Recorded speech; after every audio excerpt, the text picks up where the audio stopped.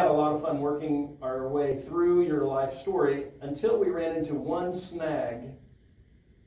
There was one time that we didn't exactly see eye to eye on what to do. You want to describe he's a reporter. And part of my life is something that ethics says you don't report. I can neither confirm nor deny. My name is Marian Menninger Adams, and I'm pleased to welcome everyone here tonight for a special event at my favorite library.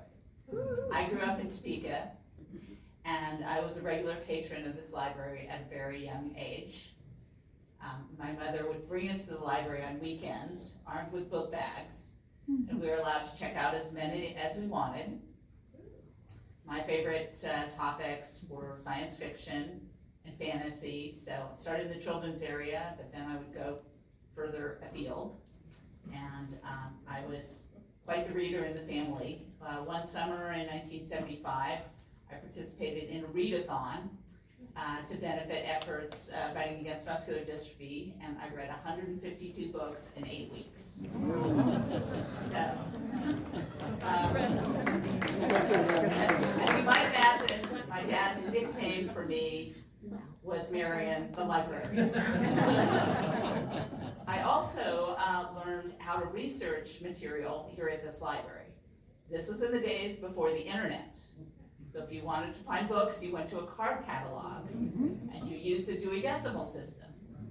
If you wanted to find a journal article, you had to go to special journals that themselves were an index of everything published over a certain time frame. And they were bound in green, so you had to go to that special area to find what magazine it might have been published in, and then have the people at the desk find the magazine for you, bring it up. But that came in handy during my high school years when I was a debater at Topeka High School. So, of course, my father, Dr. Walt Menninger, I'm number 6, but he has been a patron of the library for much longer than I have, because he was born in 1931 in Topeka and pretty much lived here all of his life. And once my mother married him and they moved back here, of course, with kids, having raised 6 kids here in Topeka, she was a big supporter of the library as a community institution. So ultimately in 1996, my mom, Constance Menninger, was elected to the board of the Topeka Public Library Foundation. This is before they added the Shawnee County part to it. So later that decade, as things moved forward to create what we have now as a new library, expanding, remodeling, a whole new concept with the architect Michael Graves and all that, my mom was very instrumental in that, did a lot of fundraising. So again, more ties to the library, so that in 2002, in January, before this building opened, there was a Library Foundation gala. My parents were honored there, and it was attended by then First Lady Laura Bush. Now, in 2021, my father made the acquaintance of Todd Fertig, who is the other person on stage with him. And this was as a result of Todd and his wife, Kim, having purchased my father's childhood home on Southwest Collins here in Topeka. And he was invited over. I went over with him. This was in September of 2021. And there were a lot of questions about the history of the house itself, things that happened in it, what did it look like before they purchased it. And so there were a lot of reminiscing going on. And at one point my father said, you know, I've thought about writing up, you know, my own history, and I want to pass on my experiences and things that I've learned, but I haven't gotten around to it. So Kim immediately said, Todd can help with that. Because Todd is a writer. He's a freelance writer. He covers sports for the Capital Journal, but we also found out that he had written a book on the history of the Negro Leagues, and additionally he had actually worked with a physician in Missouri and had helped them transform their personal history into a publication. So he felt very comfortable working with someone to try and package their life into a book. So things moved very quickly after that. I think that very evening, we came back to Todd's house and presented him with a notebook containing all of the newsletters that my parents put out every year with their Christmas card. So that was, I don't know, 50 years of Christmas card letters to establish the chronology, and copies of my dad's favorite speeches and his writings and everything about the things that he wanted to include in the book to teach people about lessons that he had learned. So then over the next 18 months, Todd would come over on a regular basis and just sit and listen to my dad for the most part. He would record it, talk to him, ask questions, take notes, and then he would go back and he would transcribe that, add in details. He did additional research as well to kind of corroborate things. He was very clever with coming up with names for chapters and really instrumental at sort of organizing sort of the whole narrative, you know, how it would flow and how to put in the speeches interspersed with the recollections of things. And most importantly, my father felt that Todd really captured my dad's voice. I mean, how he was saying it, not just, you know, rewriting it and how he would put it. So then in the fall of 2023, we secured a contract with a local publisher, Flint Hills Publishing, the CEO of which, Thea Rademacher, actually went to Sunday school at my church, First Presbyterian, and she was also a high school debater, but at Washburn Rural. Then in August of 2024, the memoir, Like What You Do, was officially published and launched. And tonight, I'm excited to present to you my father, Dr. Walt Menninger, and his co-author, Todd Fertig, to talk to you more about the book and the process of writing it.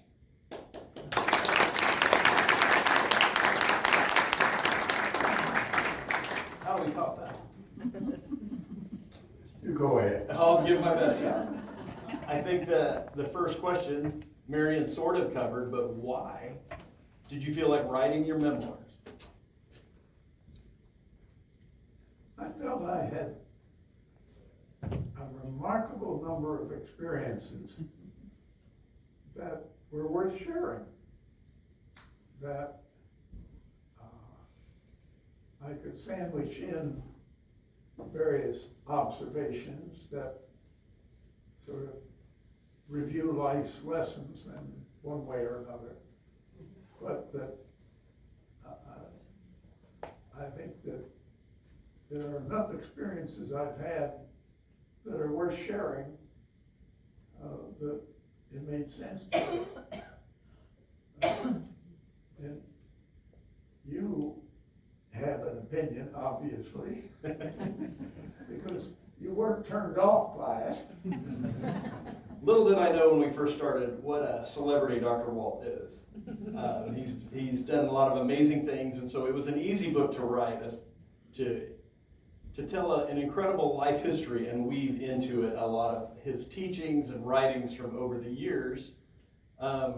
You're very humble by not bragging too much, but we're going to get into some of the interesting things that you were involved with. Before we do, I'm going to ask you about the speeches that you included, because you probably have hundreds of speeches, but you picked 13 that we wove in at kind of strategic points in the book.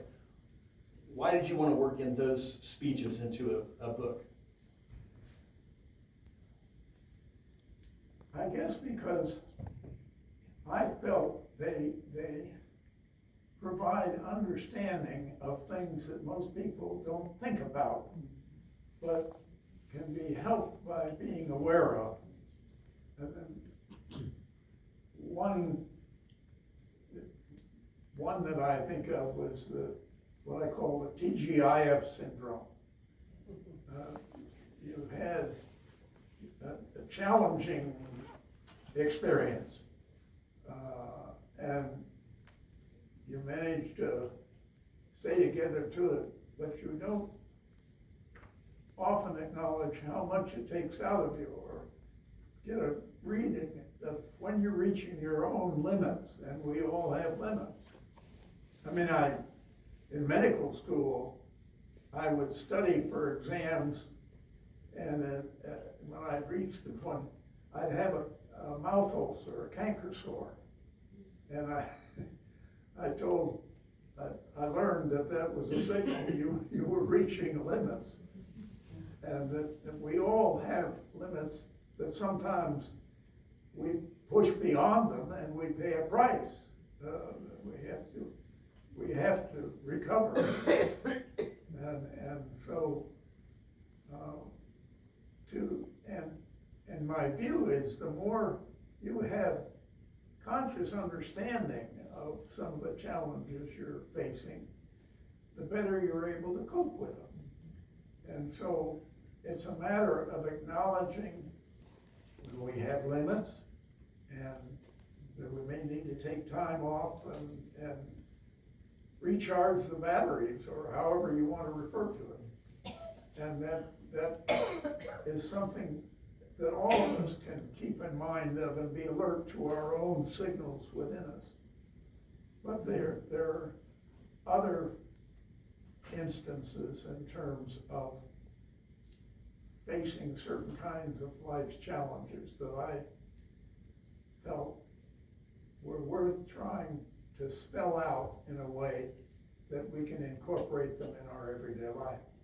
Dr. Walt did tell me from the very beginning of this project that he felt like there were important things that he could share, that he didn't want to be left in a filing cabinet after he was gone. So he felt like it was important to share some of these very practical lessons. Some of them, I'll just read off a couple, were like religion and mental health, civil disobedience, making the world safe, understanding uncontained rage. So there's 13 speeches like that interspersed throughout the book that are maybe a little bit clinical in some aspects, but they're things that we can all read and digest and understand. And I know I've actually applied quite a bit of what I learned writing this book to my own experience. So he's educable. I guess. So a couple of things about Dr. Walt, just so that we all are kind of know. He was born here, like Marian mentioned, in 1931, and his grandfather was a more like a general physician. General family physician. And I'll let Dr. Walt tell a little bit about this story, but his uncle and his father worked with Dr. CF, and then they started the Menninger Clinic. I'll let you describe that a little bit. But that was 100 years ago right now. So we're celebrating the 100th anniversary of the Menninger Clinic. Dr. Walt had 6 children, married Connie, had 6 children, and eventually became the CEO of the Menninger Clinic and was the acting CEO at the time that they made that difficult decision to move from Topeka. So we're going to touch on some of those topics, and we're going to leave time at the end for people to raise their hands and ask questions that you would like to ask. Marian did mention a little bit about how we met and about how our partnership worked. Is there anything more that we should tell them about our collaboration, how we came up with this? Well, somebody up there has been looking after me a lot in my life. And to think of that our paths would cross in this interesting way, and this light would be opened up to provide the opportunity for me to be able to pull together all the life experiences to share them with others. I think that it's one thing that we may think we're totally in charge of ourselves. We like to think that, but there's much more that affects us in life, and I think we need to maintain a certain humility in how things come about in our life, and that made it just it's striking. I certainly never anticipated at 93 going on a book tour. And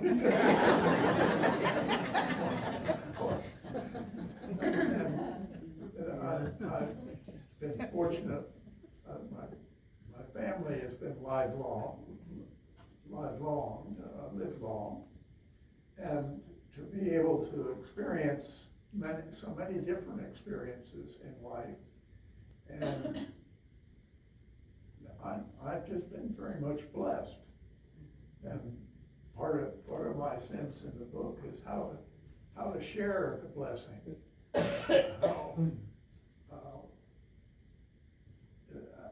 I've been struck by how many people have reacted so positively to the book, to what has been articulated, and have been able to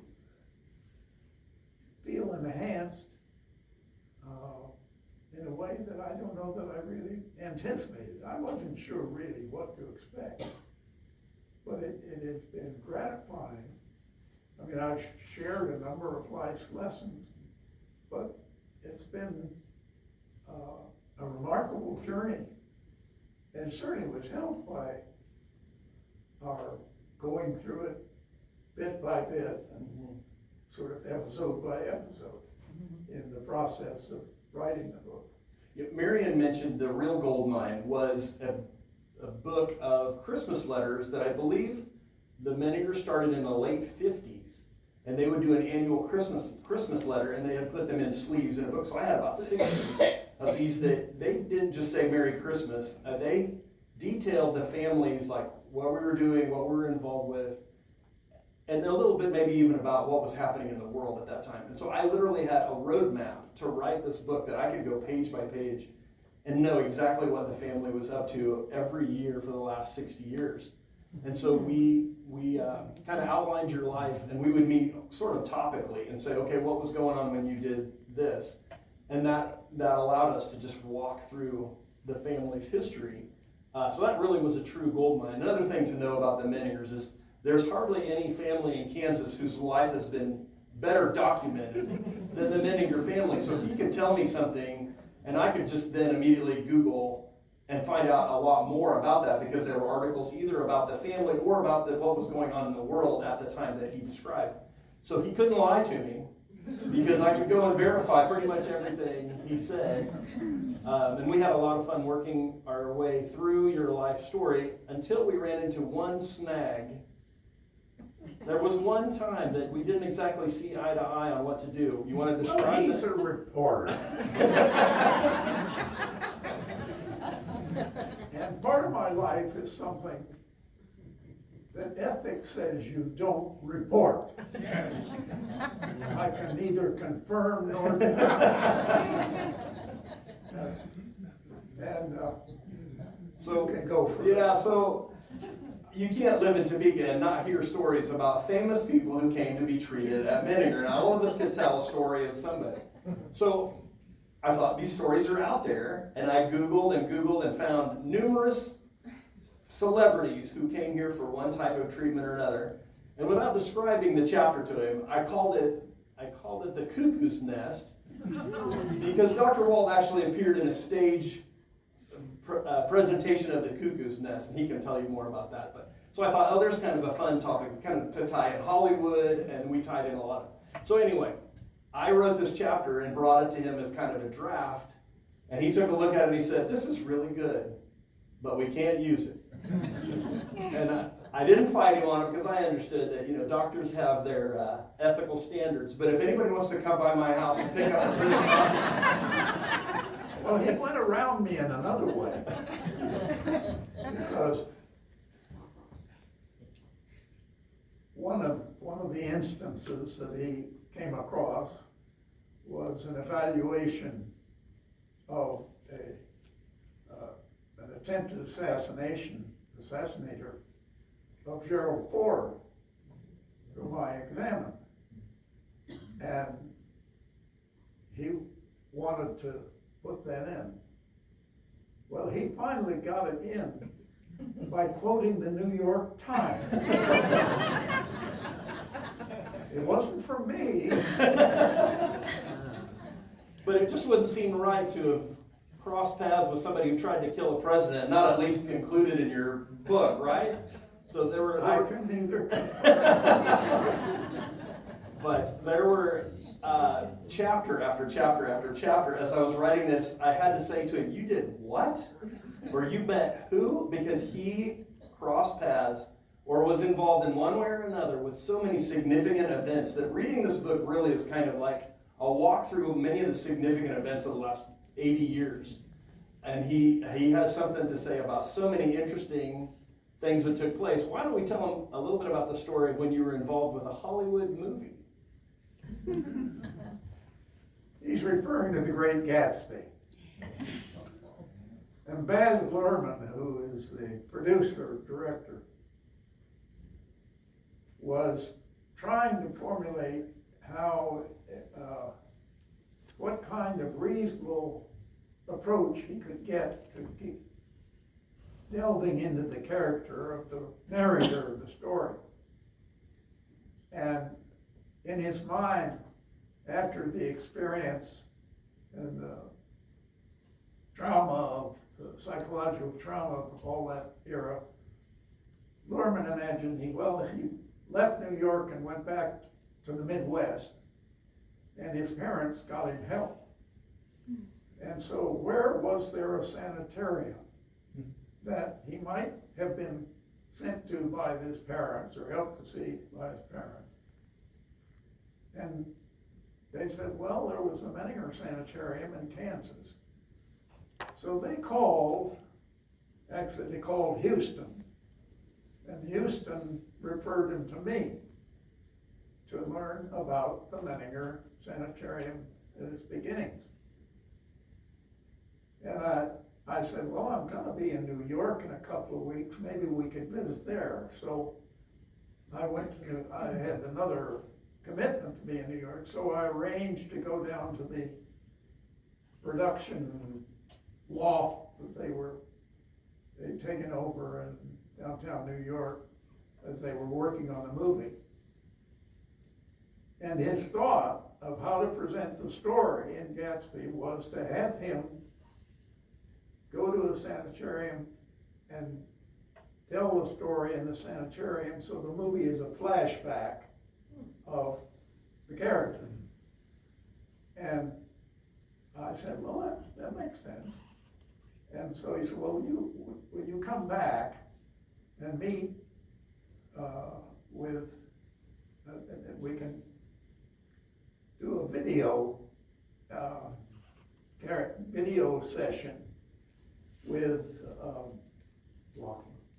Toby McGuire. Tony McGuire. And give him a sense of how to play.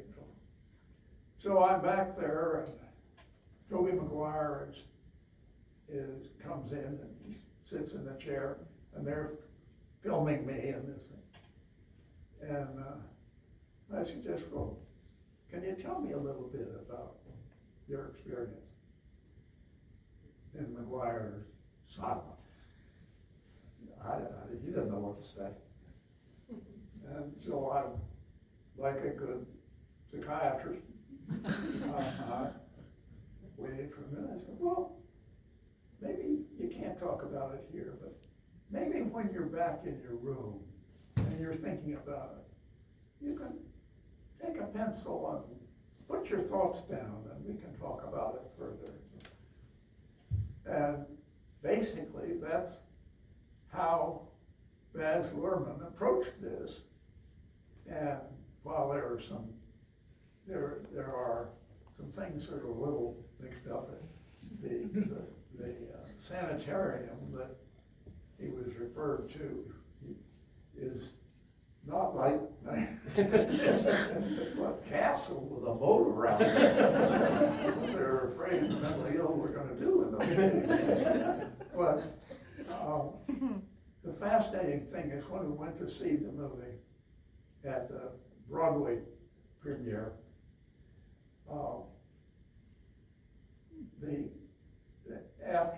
at the intermission, my daughter Eliza, who went with me to the premiere, said, you know, Borman has made the doctor look like you. And a little bit later, I was walking in the hall, look at the mirror, indeed, there's a remarkable resemblance. And the doctor's name was? Dr. Walter. And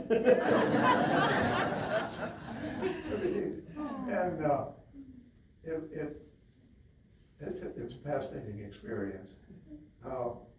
We waited for everybody is out of the theater by the time the credits are all finished on a movie these days. But the very last credit, if you stay to the bitter end, is special thanks to Dr. Walt Menninger. How many people have seen that version of the Great Gatsby? You're familiar with that? What a cool. If you have the DVD,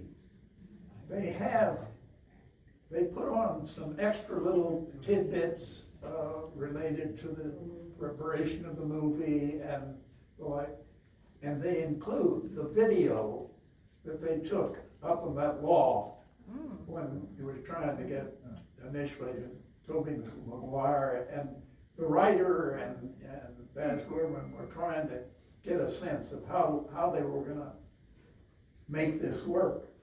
And basically they followed the game plan that we kind of outlined.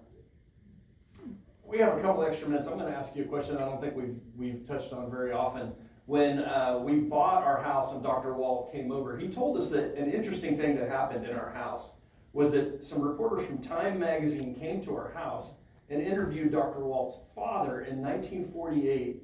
And the cover of the Time magazine for whatever month it is in 1948 has Dr. Walt's picture on the Dr. Walt's father's picture on the cover, and we were pretty excited to think that something that significant happened in our house. So my clever wife found a copy of that, and we have a framed copy of that Time magazine in our house. Your dad was a really interesting guy, and we don't usually take time to talk about him, but here in Topeka, I think it might be kind of fun for people to hear just a little bit about your father before we get into the clinic. Well, my father and my uncle and my grandfather, in his manner, were remarkable in terms of grandfather. I'll go with him first. Sure, go ahead. In the 1990s, when he entered practice, there weren't all of the medications and various devices and so forth. And really, doctors had their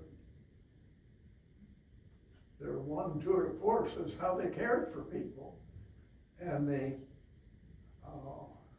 and doctors, if they had a certain technique, tried to keep it secret because that was what get them patients, and they didn't want to share with others.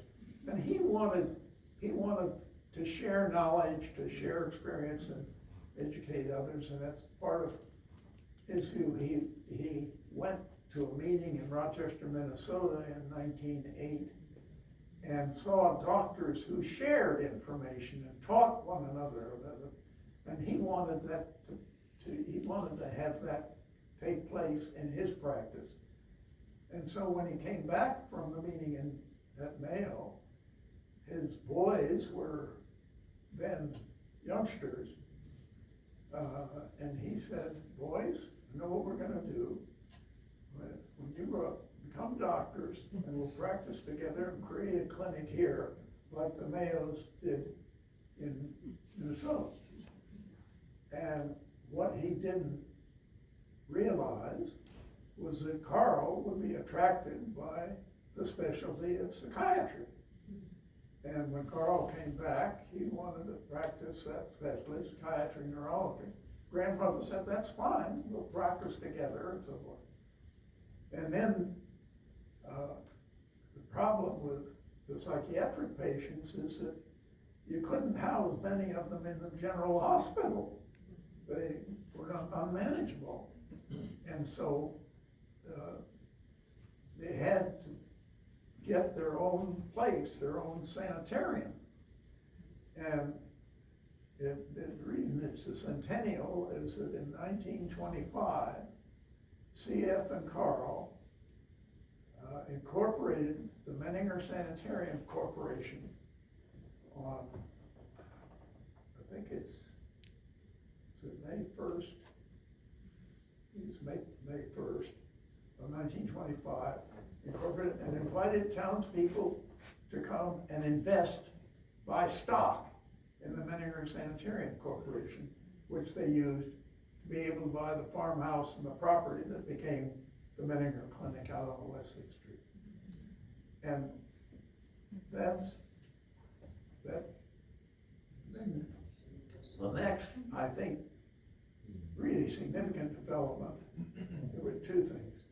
Carl conceptualized and wrote about the topic in ways that had not been done before, in language that people could understand and made sense. He wrote a book called The Human Mind, and it was a bestseller in 1930. And he continued to, ended up, I don't know, 10, 12 books in his life, but he followed The Human Mind with Man Against Himself and Love Against Hate and those sort of. And he was writing columns in Ladies' Home Journal. So that got the Menninger name known across the country. And meanwhile, my father was committed to developing the treatment programs in the Menninger Sanitarium that were different from the pattern that was used in other sanitariums. And there was an article, which year, Bob? 635, that Fortune magazine? Yeah. There was an article in Fortune magazine in the mid-30s about private psychiatric hospitals. And there were 3 or 4 on the East Coast, and the Menninger Clinic, Menninger Sanitarium, in the middle of or out in the middle of the country. But those things led to there being more awareness of what took place here, and it evolved as things went forward. Now let's get to the war, because that's when the thing blew up, and that's when your father became so significant. Well, why don't you tell us about that? My father, I remember the broadcast of the bombing of Pearl Harbor on a Sunday, and my father and my uncle knew that one of them would need to go to the war. And Dad was the youngest, and so he ended up going. And he was initially a consultant to consultant psychiatrist in all the southeastern United States. And the chief psychiatric consultant of the Surgeon General of the Army died about a year later. And Dad was selected to succeed him to be the head psychiatric consultant for the Army. And the challenge at that time was they didn't have psychiatrists, they didn't have the people they needed, and also people didn't appreciate how many people were unable to serve because of emotional problems. It was a major dilemma. And Dad was responsible for developing and the services in the Army, and then became a spokesman for psychiatry nationally, while Carl stayed here. There was a recognition of a loss of manpower beginning of the war, and then after the war, how many casualties there were. And so the VA was inundated, and they didn't have psychiatrists to do it. They sent a delegate out to Topeka to approach Carl to see if Menninger would train more psychiatrists. Largest training program of psychiatrists in the country was maybe no more than 19 or 20, if that many, in Bellevue, in New York. Oh, And they said, we want you to train 100. And at the end of, or at the beginning of 1946, the Army took over, the Veterans Administration took over the Army hospital that had been built here in Topeka, it was Winter General Hospital, and set it up as a model training program. And immediately it was the largest training program in the world. They had 100 doctors in training to become psychiatrists here at Winter Hospital in 1946, 47. And for a number of years, we were the largest training center for psychiatrists in the world. Then the universities and medical schools built up more. And indeed, and part of it was our big problem, because we didn't have the resources to continue to fund the training as time went on. And that's one of the reasons we had to connect with the training program, and ended up connecting with Baylor University Medical College, Baylor Medical College in Houston, to continue the training commitment. But Dr. Will then became a national spokesman for mental health, mental illness, and was on the cover of Time magazine. It was very interesting because the Time editors tasked the writers to write a critical article, and Dad won them over.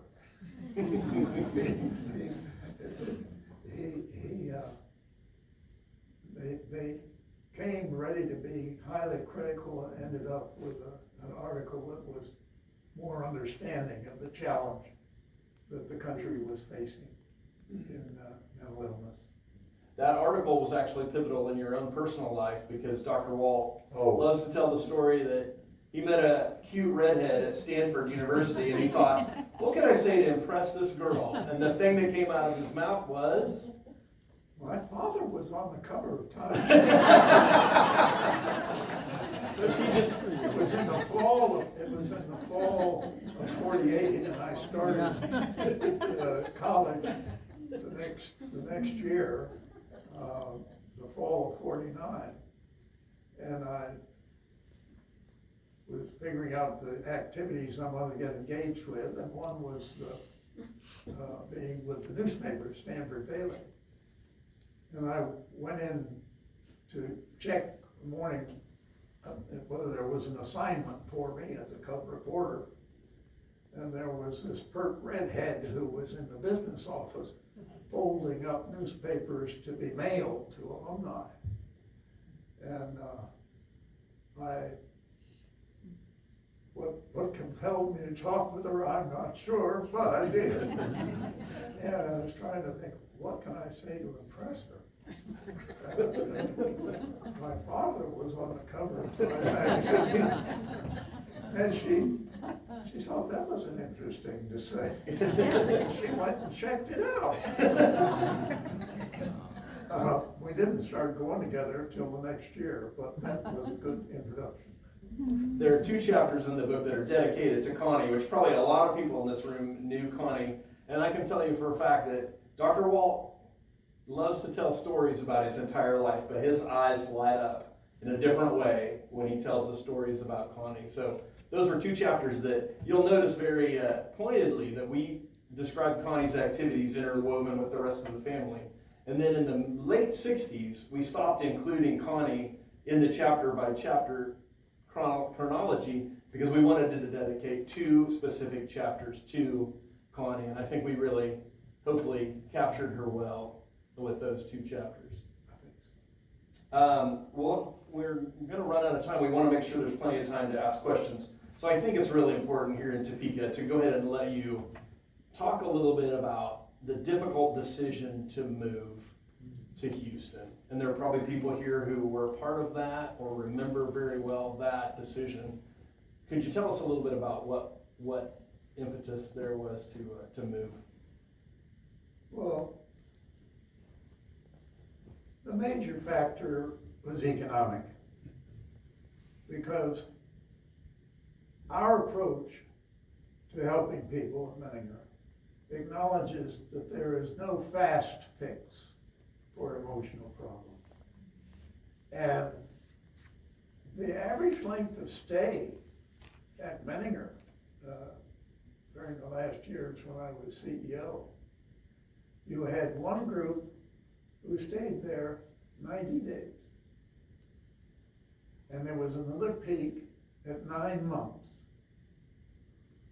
And the insurance company said, you may have an insurance policy that guarantees you $100. I mean, $1 million coverage, but we're not gonna let you use it. And so they put limits on how much they would allow people reimbursement. You know, everybody wants a fast fix, but for most emotional problems, there isn't a fast fix.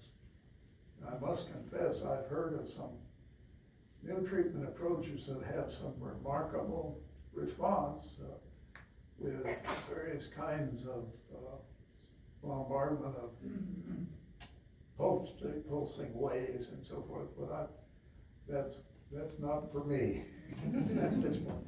But so we couldn't really get the income response that allowed us to have money to cover the costs of training and research. And so we needed to affiliate with a medical school that could absorb the major cost of education and professional training. And that's what led us to a national search to try and find a partner in terms of education. And we ended up getting an offer from the Baylor College of Medicine and the Texas Medical Center in Houston that was superior to whatever opportunities we had.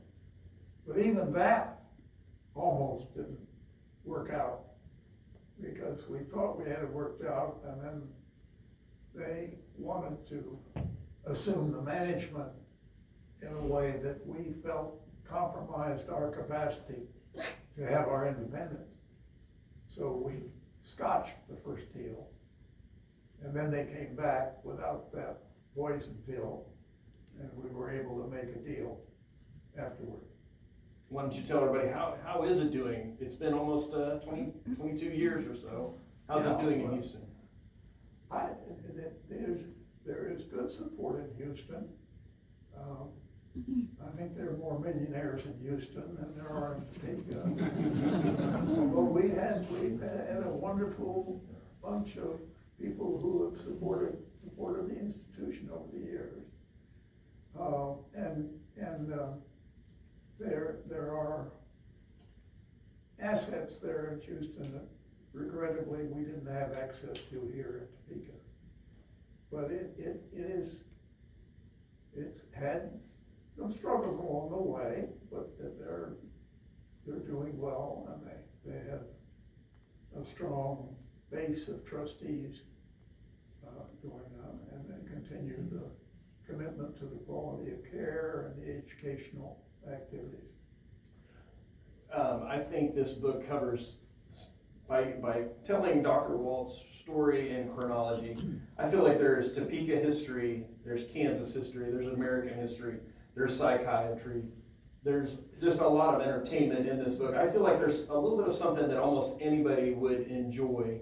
And so I really am so blessed to have been a part of it. And why don't we conclude by telling everybody, where did the title for this book come from?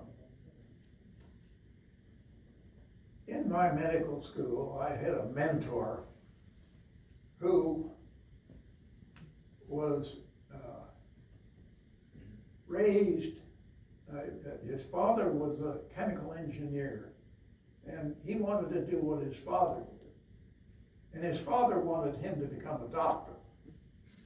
So he dutifully became a doctor, not really enjoying it, and he didn't enjoy it until he spent time in the Army, and he got great satisfaction as looking after families at Fort Dix as a physician on the staff.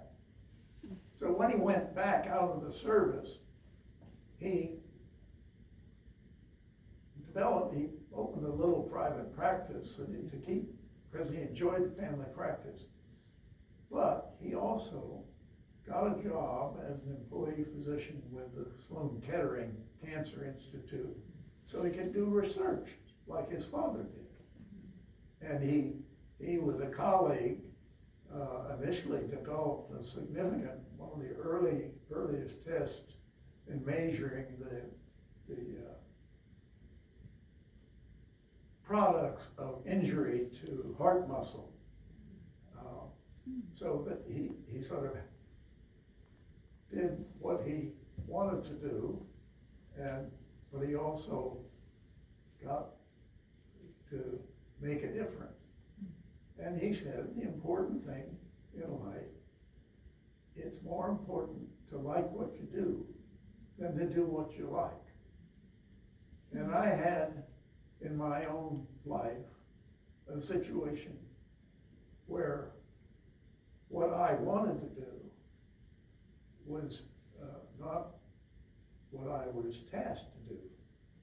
I came back from a trip and learned my brother had volunteered me to leave Menninger and work at the state hospital, training doctors and helping the state hospital. So I went over, and it was perfectly clear, even for a year and so forth, that my brother was more comfortable with me out of his hair. So I stayed at the state hospital, was director of residency training, was clinical director. I was able to get my certification completed in law and psychiatry, administrative psychiatry. Ultimately, as I persisted, was able finally to get back to Menninger as a specialist in forensic psychiatry. To get that, I, among other things, spent 2 years in prison. That you can read about. But when then we came to thinking about a title, both Todd and I put it all together, I thought, that's what I should share. It's more important to like what you do than do what you like. That's great advice. Let's open up to questions. We've got a few minutes. Why don't we have a few people who raise your hands if you have a question you'd like to ask Dr. Walt. Not everybody at once. No, she's getting a microphone. Don't have to worry about not being heard. Just really quick, can you recount the story of your dad and his contribution to scouting in Kansas?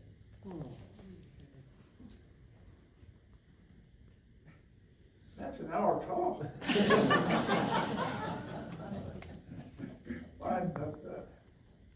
In his youth, he was involved in scouts when they first started in 1910, 1911. And then when he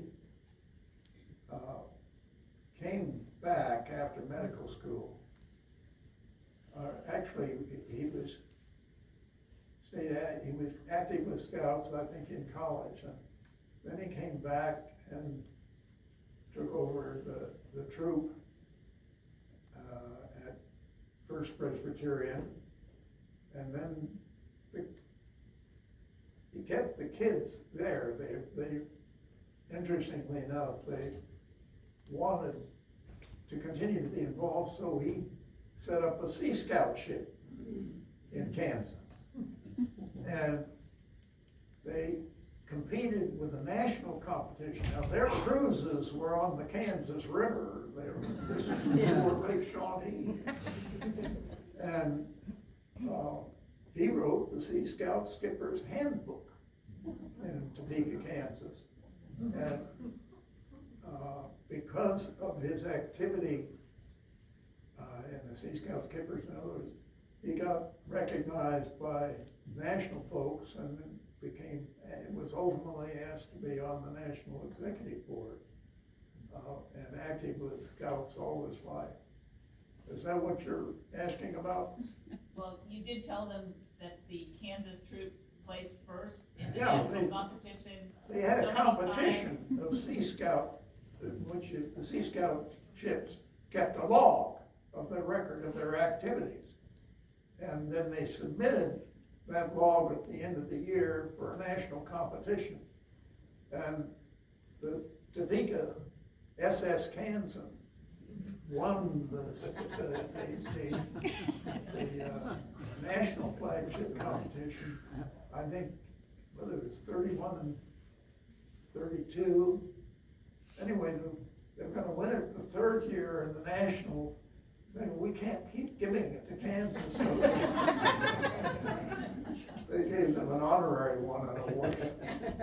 No, he was remarkable in this work. Yeah. Anybody have a question they'd like Yeah. to ask? I think John. I went to law school at the University of Utah, and while I was there, there were several people that had come to Menninger for training, and I can't remember their names, but was there any connection with the law school here at Washburn? I know that Ray Spring, does that name sound familiar? Yeah. Yeah. I'm sure Carl had connections with them. I did a lot of working with Ted Heim in more recent years because of my experience in corrections.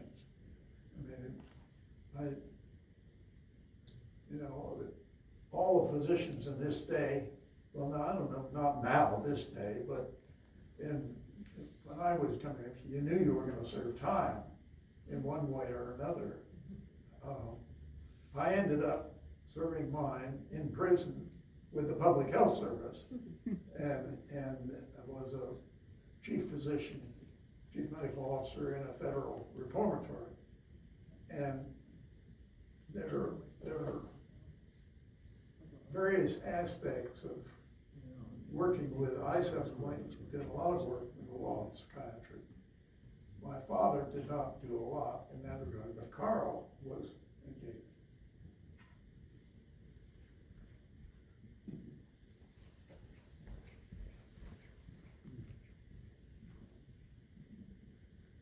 Well, you talked a little bit about your dad and Sea Scouts, but you have done a lot with Boy Scouts on a national level, so you could share that.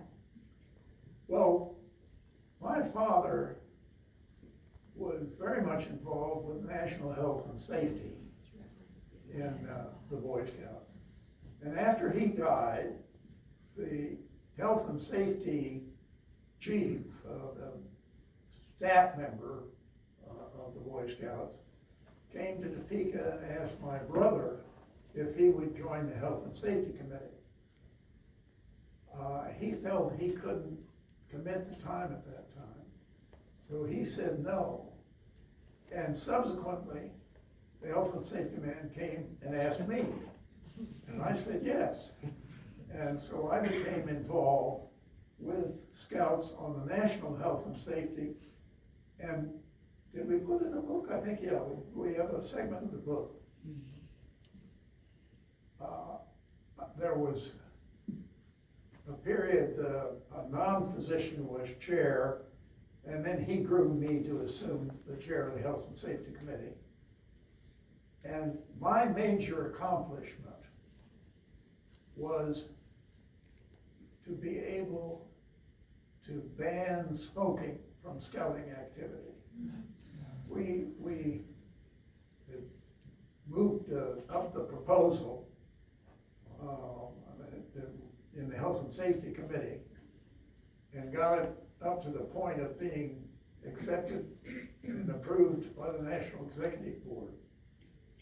And the president of the scouting organization at the time said, "Walt, wait, I'll tell you when to put it forward." And in the next year, when a board member rotated off the National Executive Board officer group from North Carolina, I got the word from the president, "You can bring the resolution forward now." And we got smoking prohibited by scouting regulation for scouting activity. That I think is one of my best accomplishments.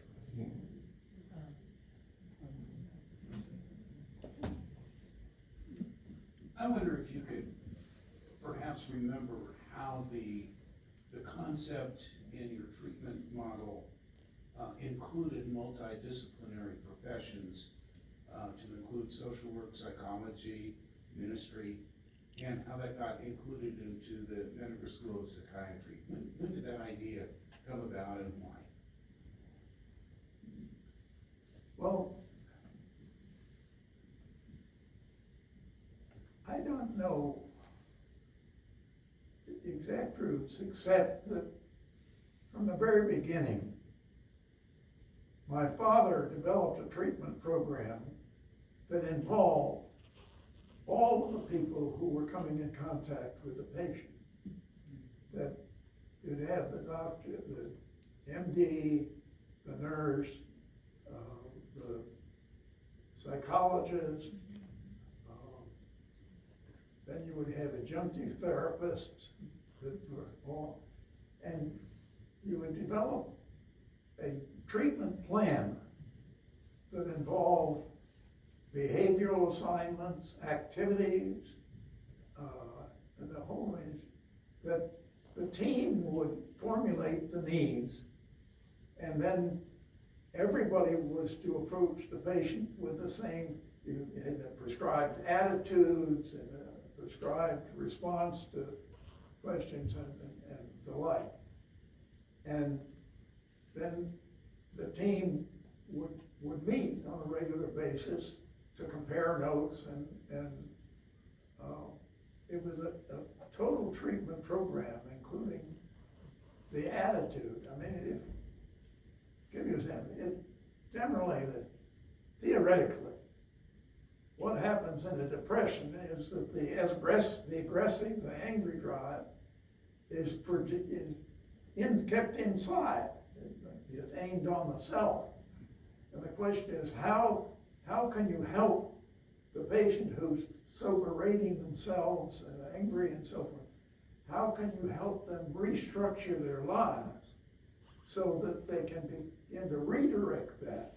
And instead of aiming on themselves, they can find constructive ways to let that aggressive energy out. And so you assign to one activity is ceramics. Well, one of the things involved in clay, working with clay, is you gotta get the air out of the clay. And getting the air out of the clay, you have to wedge the clay. You have to throw the clay down onto a solid surface. And throw it down. And throw it down. And throw it down. Haven't I done enough? No. No. Yes. Or one of the other beginning projects is a bowl made out of a square block of wood. And so you have to be able to shape it and everything, and then you have to sand it to get it smooth and so forth. Is it smooth enough yet? No, I think you can do a little bit more. What do you mean about that? I've done enough. When you can get that aggression turned both physically out and expressed, you're making progress. And so the different kinds of activities and so forth that was part of a hallmark of the treatment program at Menninger that was unique. Yes. Are we on time? We're at time. Okay. There's one more question. Is there one more question? Well, Yeah. good, Bob. Thank you. I have a son that was in the Peace Corps, and Dr. Walt was one of the original, in the first year of the founding of the Peace Corps, and developed a concept which I thought was marvelous, and I saw it in my son. It was called the morale curve, and we used it in the executive seminars over and over again. It was a wonderful concept. I wonder, Dr. Walt, if you could explain the morale curve to the group and the Peace Corps connection.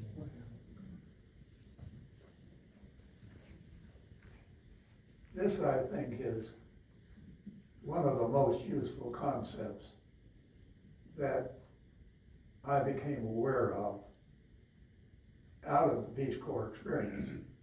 My awareness was Peace Corps Central Washington was worried that the first Peace Corps volunteers were going to come back from their service overseas and tell the stories of some awful things that happened, and they were politically concerned about that. So they tasked the psychiatric department of the Peace Corps to set up a program of conferences of volunteers at the end of their service. So ideally, they could let off the steam within the system and wouldn't feel compelled then to expose it to unfortunate illustrations or whatever after the event. And what we found was that the volunteers went through a predictable pattern of mood in the process of their service. For most of them, as they arrived, we call the crisis of arrival, there'd be a certain amount of anxiety of what is it really going to be like? I don't know, what kinds of mud huts are we going to live in, or whatever, all kinds of. And then over about the first 9 months, they'd settle down, and then there would be the things that were not so, they'd become more aware of and unhappy about it, and more discouraged and frustrated by it, feeling good. And then about the halfway point of their thing, they'd mastered all these struggles and had a smooth sailing part. And so toward then going on to the end of the service, when they were mixed feelings because they were sad about leaving what they'd become part of, and anxious about what am I going to do next. Well, we saw these 4 phases that we call the morale curve. And then as we thought about it, we thought, well, that's not just something for Peace Corps volunteers over a 2-year service. That's something that we all experience when we go into a new life experience. We have the initial uncertainty or whatever we're like about it, and then we face the realities of the new one and can be discouraged or depressed. Well, then we get used to it, and then with most things we do move on to something else. I mean, whether you think about it a school year or a school semester, any time limited job, a 6-week. In the case of the Menninger seminars that Bob led, they were 1 week. And so on Monday they would come in and maybe Sunday night they're arriving. I wonder what they're going to really do here at Menninger with us executives. Why did my boss send me here? Was there an ulterior motive? Why didn't he send me to MIT or something like that? And then remember the first day and the second. No, I don't think, I'm not sure of all this gobbledygook they're trying to sell me here and tell me about human behavior and so forth. And by Wednesday, they're pretty sure, that this stuff is not important to us as executives. And, one time Bob had to give a lecture on this and on Wednesday. And I came in, they moved around all of the name plates and acted up to be difficult. And by Thursday night, they're saying, this has been the greatest week of my life. You see it take place in 1 week. Again, it's extensible contractible. It takes place in a semester, takes place in an academic year. If it doesn't have a time frame, it generally will be about a 2-year cycle, depending on it. But it happens when you get married, when you have kids, whenever it's a life change. Anyway, that's one of the useful concepts that I think we all can take advantage of. Well, thank you everyone for joining us tonight. I'm the library representative, by the way, in case you're like, who's this face? Thank you to Dr. Walt and Todd for coming and speaking to us at the library. It was a pleasure working with you. I'm so happy with the turnout. I hope everyone learned something tonight. And with that, have a good evening. There's books back and back.